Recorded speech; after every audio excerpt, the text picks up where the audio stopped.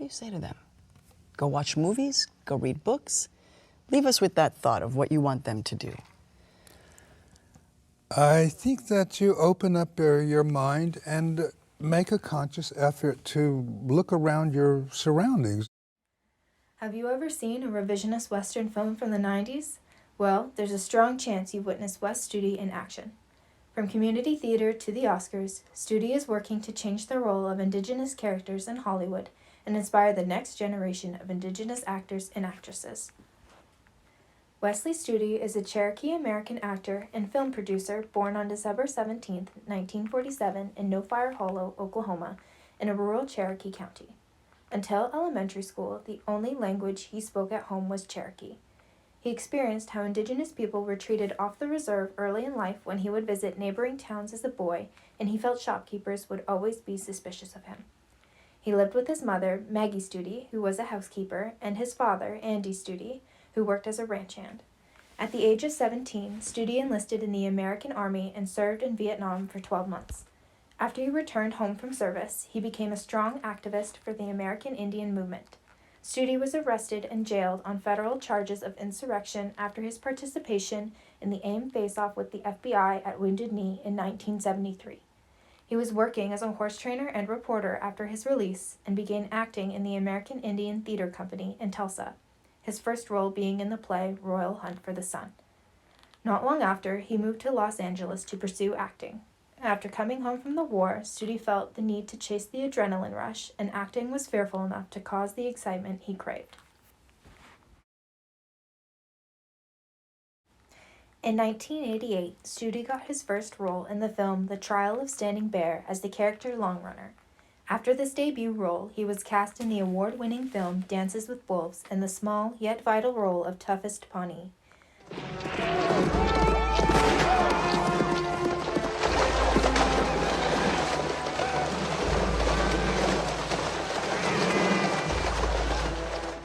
After these roles, he became well known for his portrayal of fierce warriors, and this reputation led him to the role as Geronimo in the film Geronimo, an American Legend. All critics agreed that Studi fulfilled the role of the Apache leader with tact and delivered a layered performance. And Studi himself said that the film was an accurate portrayal of one of the most feared Indigenous warriors in history. The character was not idealized and was written to be as brutal as the real Geronimo was. In his performance, Studi attempted to mirror the stubbornness and resilience of the man who was trying to protect his people. They killed her and my 2 little girls. They killed them because we are Apache. In the 90s, there was an effort to humanize the roles of Indigenous characters. Consequently, the change in the role of the Indigenous characters caused curiosity with the public. So they're really still here, huh? So the genocide we tried on them didn't work? They're still around, and they're still trying to get into this movie business, says Studi.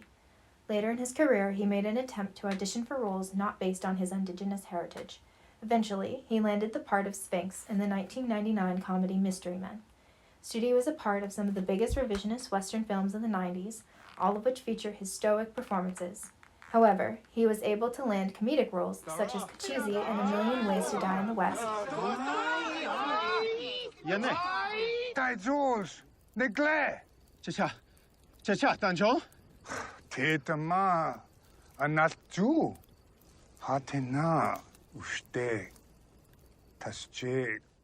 His extensive career, it is far from over, as Studi also appears in the 2019 film Badland.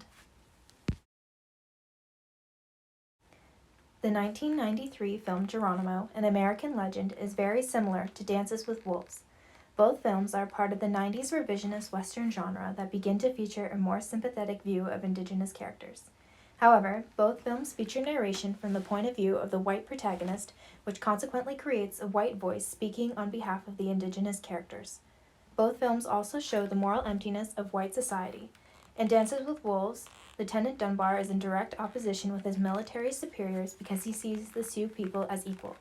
Likewise, the military in Geronimo blatantly lies to the Apache people and forces them onto a reserve instead of granting them their freedom. This argues the white man's poor treatment of Indigenous peoples by portraying the military as hateful and morally empty. The film Geronimo ends with the Apache people being relocated to a reserve in Florida and the narration recounting the death of Geronimo himself. Similarly, with Dances with Wolves also has narration that reveals the Sioux people died later on. Both these endings suggest that Indigenous people cannot survive in modern society, and they fit the Thomas King trope of the dying Indian. The 2005 film The New World is a film about the story of Pocahontas that would fit into Unit 1 representation in Hollywood. Even though the film features real Indigenous people and the roles of Indigenous characters, it is riddled with issues of misrepresentation. One of the types of misrepresentation mentioned in Unit 1 about the revisionist Western genre is the Indian princess stereotype, where Indigenous women are shown to be passive victims and the object of white desire. In this film, Pocahontas is exiled from her own people and then abducted to be used as a bargaining piece between the English and Indigenous people. She is also heavily eroticized in her relationships with John Smith and John Rolfe. Moreover, the king trope of the dying Indian is seen as Pocahontas is assimilated into Western society, which reinforces the Puritan view of Indigenous culture impeding progress. Recently, the Wet'suwet'en people have been protesting against the natural gas pipeline that threatens to cross their traditional lands in northern British Columbia. In 1997, the Supreme Court ruled that the hereditary Wet'suwet'en chiefs were the rightful holders to the title of that land. However, the case of the Aboriginal title lands was sent back to the court for procedural reasons and was never looked at again. The Supreme Court of BC ruled an injunction for construction to commence. Indigenous land protesters set up camps along the checkpoints for the pipeline and were forcibly removed by militarized police with weapons. And then about 2 minutes ago, we were informed that they had made their first arrest at 39 Kilometer at the support camp, where nobody's in violation of the injunction, and they're just there to witness what's going to be happening on the territory today. A similar struggle is seen in Geronimo, an American legend, as the Apache people were forcefully removed from their traditional land and moved into a reservation to become farmers, which is far from their traditional lives.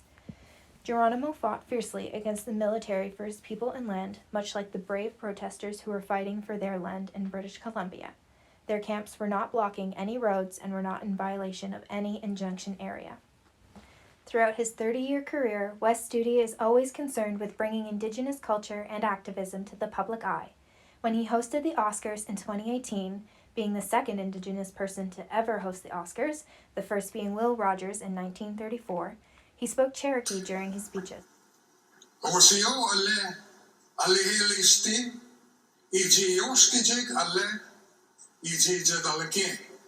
him, it was a normal occurrence, as his first language is Cherokee. He also is the first Indigenous person to win an Academy Award for acting in 2019. Not only is he a celebrated actor, but Studi has also written 2 children's books in Cherokee and translated the stage play The Kentucky Cycle into Cherokee. I am a Cherokee first, an American second, Studi explains. I will forgive, but I will never forget, and I will pass that feeling on to my children.